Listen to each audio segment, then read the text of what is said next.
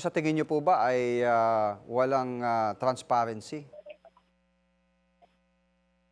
Sa tingin natin kung dine-deny yung Mhm. pagkakataon, 'no, yung chance para makapag-manifest man lang, makapagpaliwanag, at para mapakita sa publiko na may nag-nay, may Mhm. nag-no doon sa BICAM report, Mhm. ay very telling na dun sa buong process na wala talagang tunay na transparency. Lalong-lalo na nung nagkaroon ng BICAM, Mm. meron ng live streaming pero wala naman tayong access dun sa mismong documents kung Mm. saan nakikita natin yung kung saan nadadagdagan, saan nababawasan para mas mabilis din makasunod o makafollow.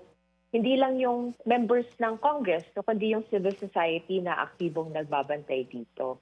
Oh. Bukod dyan, sa tingin ko minadali nila kasi yung isang bagay na lagi nilang sinasabi na nawala ng pork dito sa 2026 budget, nakita natin, pagkasilip natin sa BICAM report, buhay na buhay pa rin.